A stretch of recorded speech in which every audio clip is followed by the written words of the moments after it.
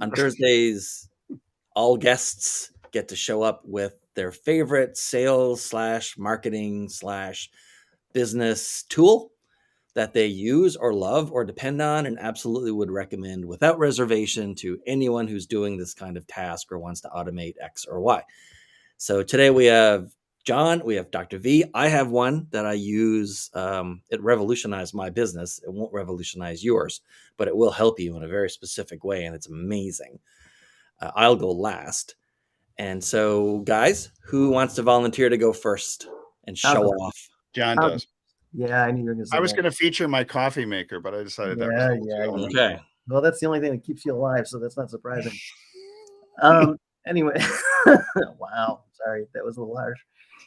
Hey, anyway, so yeah, it was funny. I was thinking this morning, I'm going, gosh, it's tool time. What am I gonna share today? And I got thinking about something that we've been working on, and that is getting a new podcast off the ground.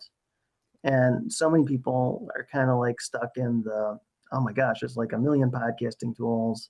I don't know how to get started with this. How do I get going in a really easy, affordable, simple way? And so the tool that I thought of this morning was a tool called Anchor.fm, which for the longest time was all on its own. Are you going to show it?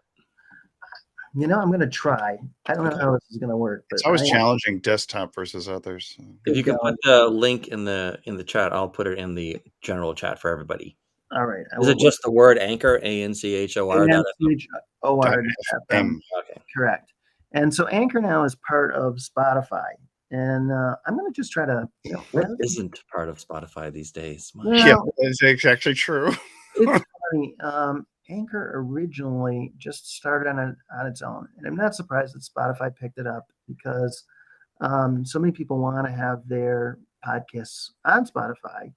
And so why not have some kind of tool to make that easy for them? And so, whoa, what happened? Are you guys still there? Yeah. You're here. Nothing has shown up. Sorry. It's like my screen changed for a moment. I was like, oh my gosh. Oh, as long as you don't have FM is now on the bottom of the screen. Oh, okay. Yeah. As long as you don't have the blue screen of death, you're okay. Oh, I see. It's just at the bottom there. Yeah, I see it over here. So let's see if we can. I wonder if I can show it from without actually showing it from the app. Is it not an online tool?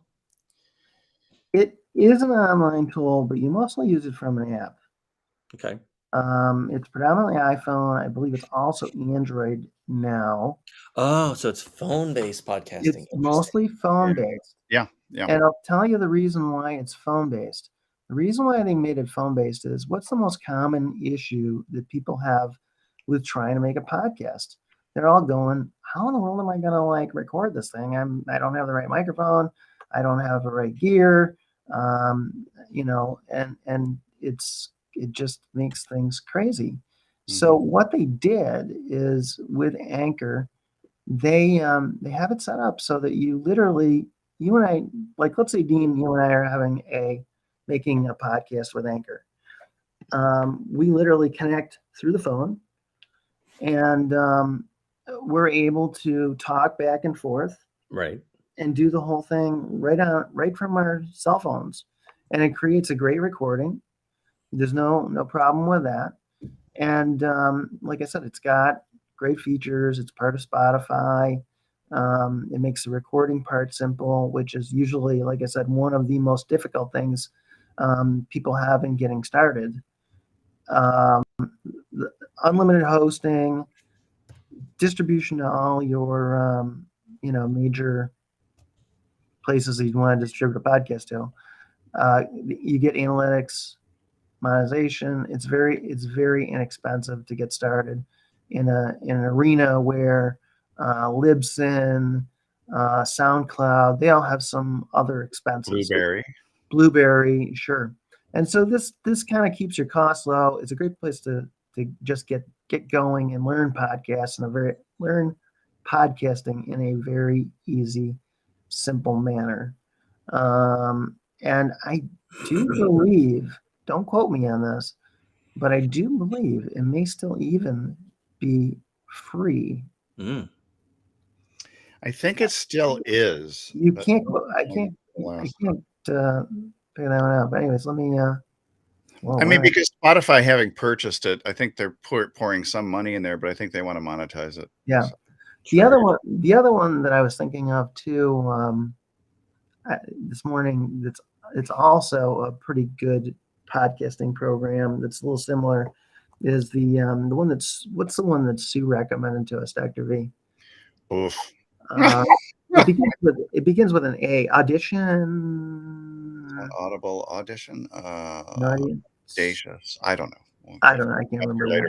I'll set that up for next time. Anyways, Anchor, good place to get started with a podcast. Are you talking Audacity as an editor or no? No, Okay. I'm talking about she'd mentioned one that was Okay. yeah. Anyways, All right. Anchor. It's a great place to kind of get started, get your feet wet, and get going with podcasting. Okay, I have one alternative. I don't think it's free, but it seemed to be fairly cheap. Have you ever heard of Descript.com? No. No. So Descript is interesting in that it will it automatically creates it's a platform. So I learned about it a while ago. I have only ever used it for like off menu kind of tools. It's very similar, Dr. V, to how you were showing a few weeks ago that you can use TikTok just to edit videos, Oh, yeah. even if you never post anything, right? You can use Descript to handle and deal with and get a lot of transcription done on videos without ever, or audio without ever like publishing it. Right? So anyway, it creates the automated machine-based transcription of every word that's done. But what makes it useful is that then you can do your editing so like you've got the timeline with like the audio wave file on the bottom and then all the text is on top. You can like select this sentence or this block or whatever and like delete it, and it's deleted from the audio file. Or you can move it around and it'll move it to the other part of the. So you said, really, this would flow better if this paragraph was first and this paragraph was second. So you can move the paragraph and it will do the editing for you on the audio timeline. Wow. That's pretty cool. Yeah, and it has one other tool that's like amazing or creepy depending on how you do it. Now you can't do it for guest voice, but for your own voice, because it recognizes speakers, right? Let's say you mispronounced a word or you wish you had said something like, and she's also, the world's best baker, and you forgot to say she's world. You can type that in and it will generate that in your voice and put it in the timeline. That is so cool. Yeah. Descript is basically like description, but without Descript. No, it's like description, but there's no ION. So Descript.com. Descript.com. Oh, so that's they must have paid something for that domain name. Yeah. That's pretty cool. So basically what it does is you don't have to learn or know anything about editing, like the actual audio. You just edit like you would be editing in Word, and it will do all of the audio-based editing for you. That's extraordinary. I definitely have to find that. That would be great for our podcast. A month I was paying $12 a month for the lowest level plan. Totally worth it. It was totally worth it. That's great. I'm really enthusiastic about that. I think John's bandwidth seems to cut out periodically. We both have the highest level, like the 1 gig speed, but each of us have had these issues of just occasionally it just drops us.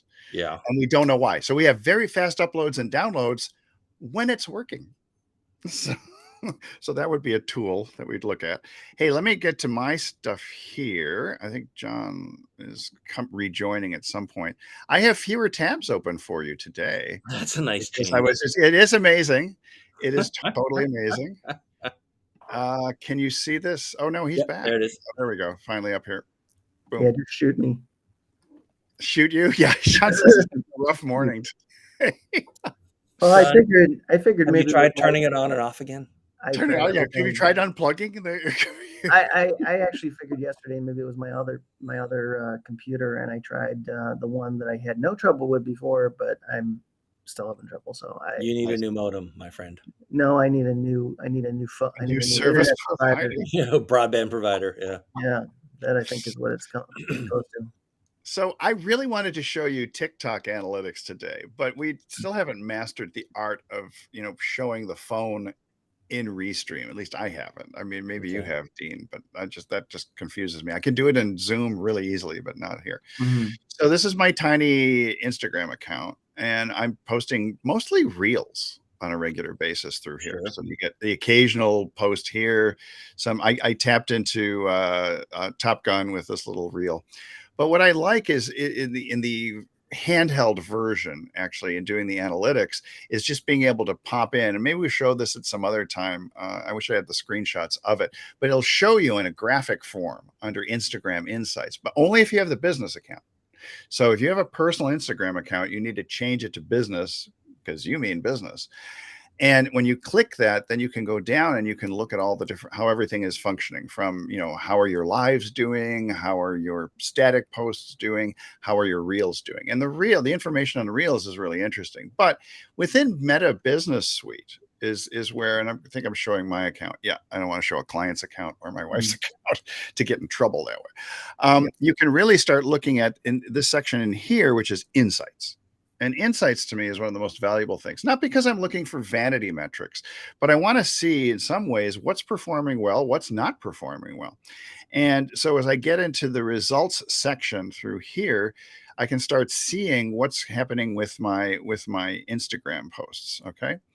And so my reach actually is improving because I was on a 90-day run. Whoops, there we go. I was on a 90-day TikTok performance thing. So even though something is down a little bit, it doesn't surprise me. That my Facebook is just horrible. Instagram has shrunken just slightly. Okay. But I don't do any boosting of posts. I don't do anything like that. But what I like to see is what are the performances? What's the reach of these different things? And then in terms of results, what does my audience really look like? Who are these 1,200 people on Instagram who follow me? The Facebook page, by the way, that was just a disaster. Yeah. I got onto a one of those things where you do ads to basically get more people to like your page, but my page is populated by people from Egypt, Nepal, Pakistan, all kinds of places, because those were the cheap clicks way back when. And I had 17,000. I tried to shrink it down and it would only let me go to 11,000, and I couldn't get rid of more people. So Facebook doesn't want me to get rid of those people, even though they're not terribly engaged. And you can see here, they skew very young. Mhm. But my natural audience is here more on Instagram. See? This is my more natural audience, in the 35 to 64 range. That's the bulk. And that should be here on Facebook, but it's not. So this is telling me, for example, I should really focus more on Instagram and less on Facebook, because it's not doing me any favors. The graphs usually are really good. They're just not going to show me all the stuff that I really want. And it's not hard to sort of like understand and get into Oh, this. no. It's pretty darn easy. No data science degree required. No. And I mean, there are benchmarks too. Even a former chiropractor can figure this out. Well, no, I'm still a chiropractor. Even a chiropractor can figure this out. Yeah, we joke about, so we have a Do It Now show. We do a live streaming on a regular basis. And we say with Dr. Kayvon K, we say, so easy, even a Kayvon can do it. There you go. Anyway, but you can see top cities, Kathmandu, Nepal. Right. Congratulations. You're huge in Nepal. I'm big in Nepal. Now, and I'm big in Lagos, Nigeria, apparently, as well as San Diego. How about that? Yeah, nothing wrong with that. Although there is a war going on right now. So I will say, though, that many years ago, I did Traffic Geyser when I was first trying to do YouTube videos exclusively. Sure. And I just spread them out everywhere. I mean, we're talking, like yahoo.jp. I mean, I didn't really have a whole lot of choice, but Mike Koenig's Traffic Geyser just shot these videos everywhere. And literally, I was big in Japan with my snow shoveling video.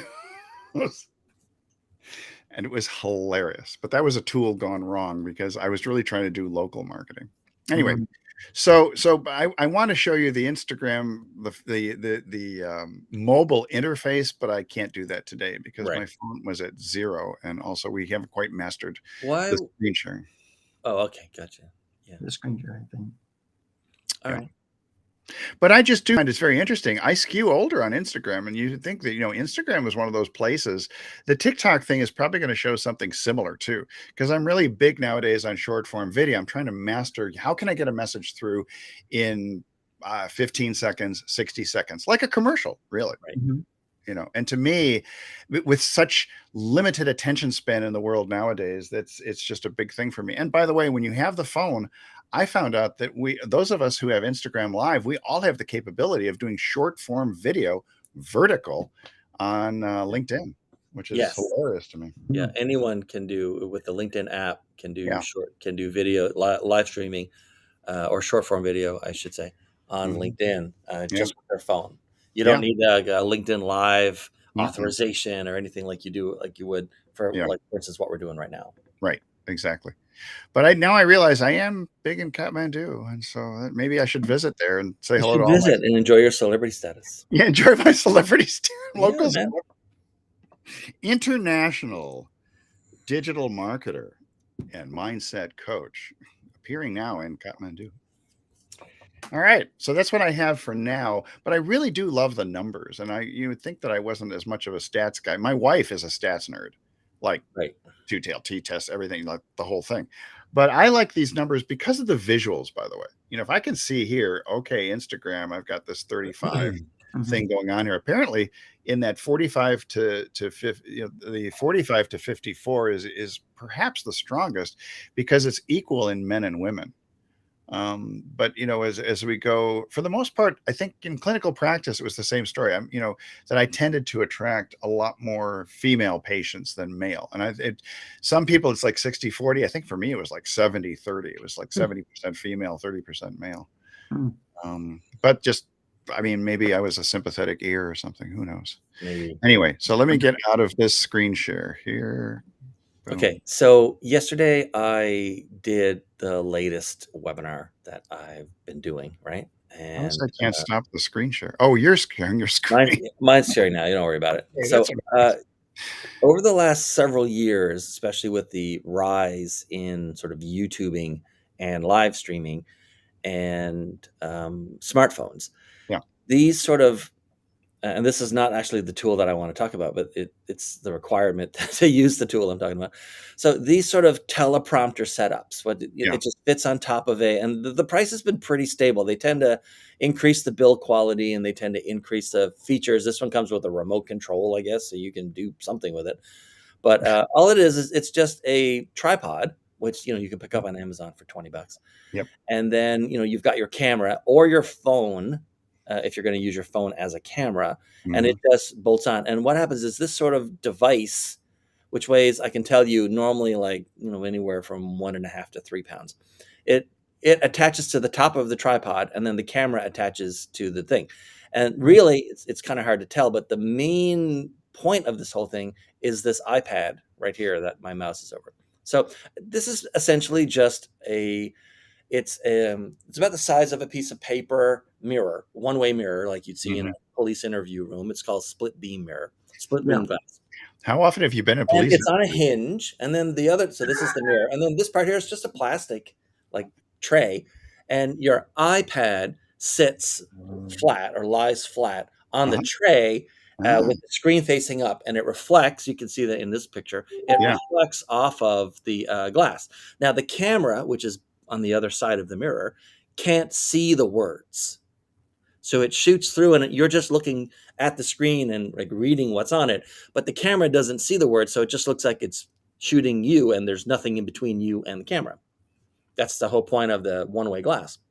Now, the reason I wanted to bring this up is because if you're doing a lot of prepared videos and you're making like an online course, or you do a lot of stuff, or you're a guest, or you give a lot of presentations on Zoom or whatever, these things are very easy to use, but they're a great tool, but without the right software, they're either a nightmare or impossible or a dream. And I keep recommending this one application for phones and iPads and laptops and whatever. This one application, which costs $20 a year for the pro version, which I recommend you get, has just revolutionized that whole half of my business. And what it is it's a teleprompter app that runs on an iPad or a phone or whatever.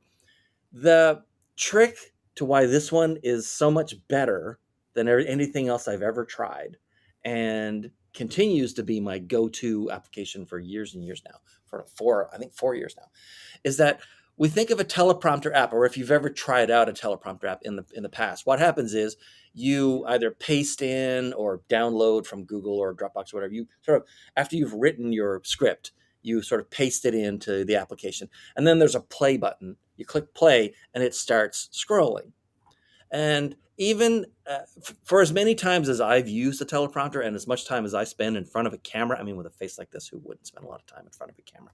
But for as much time as I spend in front of a camera, even now, the idea that it's just going to keep scrolling and I have to keep up with it is terrifying. Freaks the crap out of me, right? And so the reason this one is totally worth the $20 a year is that you press play and it doesn't move at all. It waits for you to talk. And what it does is it sort of vacuums in all the text in your script, sends it out to a cloud service. This is all hidden from you. There's a little pop-up box, but you don't have to do anything. Has it all translated into a meta language for language processing for voice recognition. Right. None of this is extra, right? It's all built into your $20 a year. And then as you read what's on the screen, it will scroll up so you can read the next thing. And it's completely fluid. And if you talk faster, it'll scroll faster or slower. And if you stop saying what's on the screen to ad lib or answer a question or make a quick comment about something, it doesn't keep scrolling. It waits for you. And then when you go back and start reading again what's on screen, it picks it up and starts scrolling again. It's almost like a human is operating the scroll. Interesting. And and here's the thing, you don't even need the teleprompter kind of setup, right? I've got, CTOs and execs who are giving presentations and they're not actually on camera. Right. It's just, it's a shared PowerPoint and it's just the PowerPoint's on camera. So they just take the iPad, put it next to them or stand it up. A lot of iPads come with cases, right? Or people buy cases for their iPads and they have it. And so they just have it next to them and they're just reading it as a device that's next to their laptop. But how do you get them to stop sounding like they're reading? Or is that training? It actually, part of that is the writing. Okay. Right. It's more natural. It's not so much sounding as I'll give you the number one tip for writing script on screen that sounds natural in just a second. Now, it does come with, but I don't have it with me. There's a companion app, which doesn't cost anything extra for your phone. And by the way, this works on Android, it works on iOS, it works on iPads and Samsung tablets or Android, whatever you want to use, right?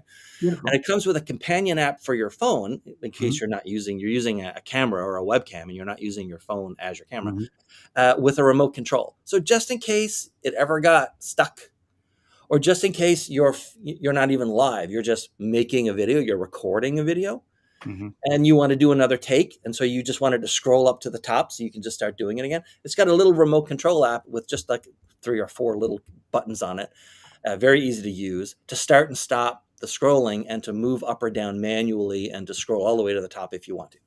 So you're not ever doing it from your phone because the screen's too small. Well, you can do it from your phone because remember, it's going to sort of like fill in a lot of the glass. Of here, but it can be a bit small. So 2 tips. One about the writing and one about using the teleprompter generally. The teleprompter has to be, in my experience, at least 4 or 5 feet away from your face. Like the mirror part needs to be at least 4 or 5 feet away from your face. 6 ideally. And only for this. If it's too close, people will see your eyes going back and forth, reading what's there on the screen. But if you're far enough away, they can't see your eye movement. They can't see micro eye movements at that distance. Interesting. And secondly, the way that because I write a lot of scripts for people who don't normally use a teleprompter or don't normally do public speaking, period, right? And when they try to write their own scripts, they find that it sounds like they're reading out of a textbook. Right. And they have to stop reading in strange spaces. And I say, and here's why. And this is what I tell them. This is directly what I tell them. I say, you've written God knows how many hundreds of thousands or millions of words in your life. Knowing that all of that, if it's going to be read by anyone other than you, and maybe even you, is read silently, which means you've never once unless you write a script or write a play or whatever. You've Right. never once had to think about the fact that the person who reads it has to breathe. Right. The So you pause. can have a 100-word sentence because Right. they're just reading it silently and breathing as natural, right? Whereas people who are doing public speaking stubbornly insist on breathing every few seconds. Gosh darn it. You mean They will not suffocation? stop breathing for Suffocation's not 20 an option? minutes, right? I guess not. I guess not. Which means your sentences have to be a lot shorter, or Right. you have to use commas. Mhm. And basically, a script doesn't look like good writing. It'll sound fantastic, Right. but it will look like a dumpster fire. Right. Because like, why did we break this sentence right here? I mean, that's not even where anyone would break a sentence. Well, I broke the sentence there and put in a period or a comma to force you to take a breath It's before so you true. went done. Otherwise, It's you're going to go, and then, Yeah. or else it's very stilted sounding, and it's just weird. So Yeah. as long as you remember that you have to breathe, that means you can't have anything that's going to be read that's more than, say, 7 or 8 words long. Right. And this is the other thing about breathing. Because you're saying it out loud, you will breathe far more often than you breathe sitting still reading silently. Right. Mhm. You're just Because you're pushing air expelling through the your air, which means you need it more. Yeah. So as long as you keep your either sentences or parts of sentences separated by commas or whatever, Right. short, no more than 8 words ideally, then it will not sound stiff. It will not sound stilted. It'll have natural pauses in it because you've written in the pauses so that you can breathe. I've read several Hollywood scripts, and you're right. It's just like, it is not good. You look at it and it's like, why is this so Yeah. short? Why is this? And it does, I wouldn't call it dumpster fire, but it's really kind of hard to read a script Right. because of all those pauses and those short sentences. Mhm. Yeah, it does not seem natural. You're No. used to reading 400, 500, 600 words per minute silently. Yep. And all of a sudden this is all broken up and it's punctuated strangely and it doesn't make any sense. But the Mhm. thing is, if you can't, you're the only one who can see the words. Everyone else has to take it in as a stream, right? Right. Because people listening, they can't rewind you. They can't pause you while Right. a thought sinks in and they, internalize it. It's just a stream, which means there's more repetition. Right. When you're writing for a script. Like I'm repeating the same thing or I'm summarizing all the main points every 6 or 7 minutes in a webinar. Well, and also, so at this point, we've talked about that and we've talked about this and we talked about that.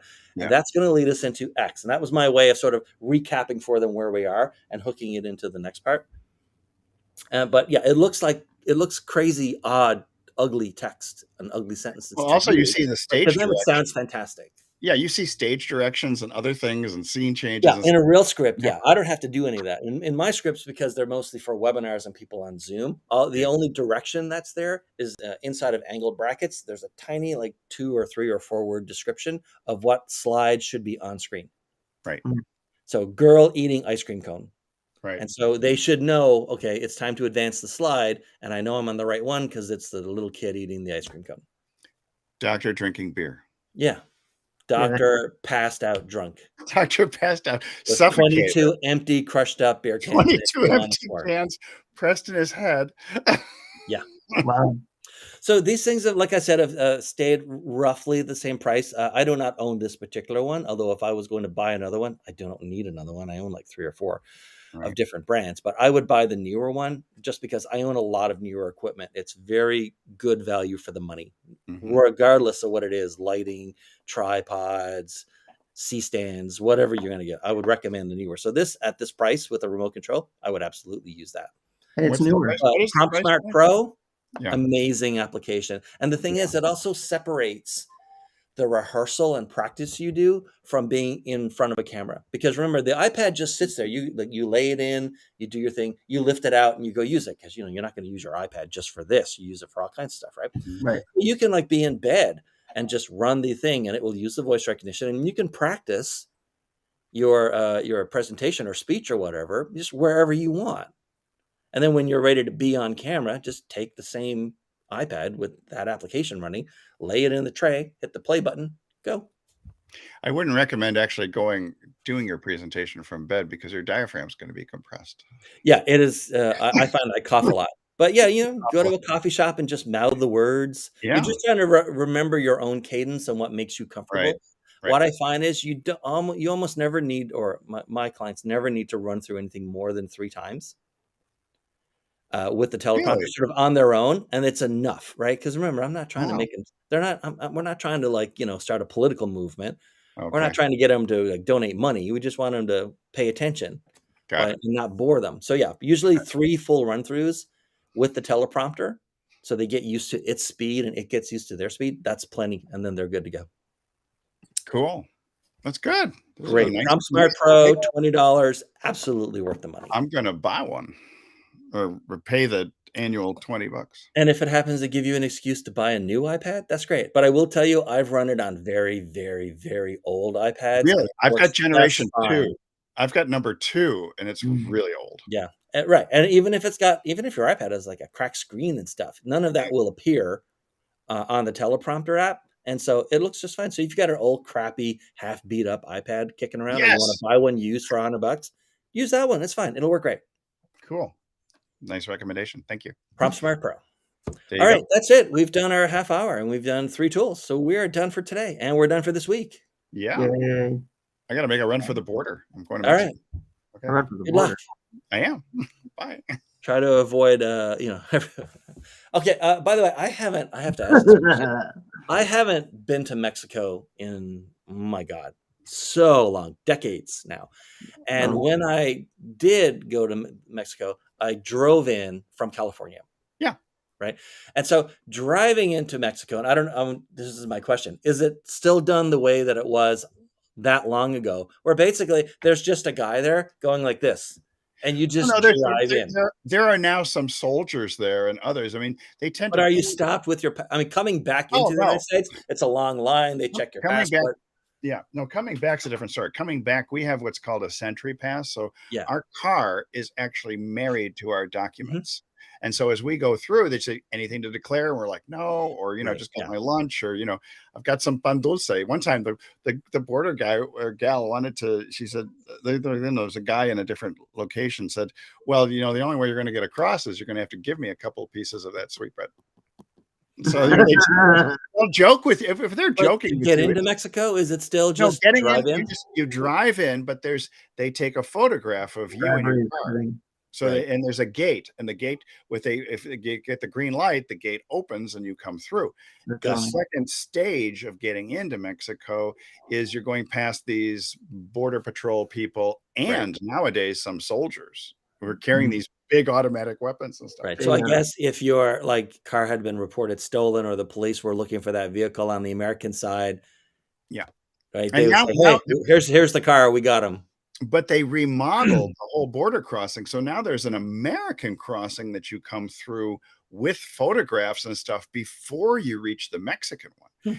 But it's rarely stationed with anybody inside the booths. Occasionally you see somebody in the booth and they almost never stop you, but they built this whole thing with about, I want to say it's like maybe 8 or 9 lanes across on the US side with the gates that do open and close, but they're always open nowadays.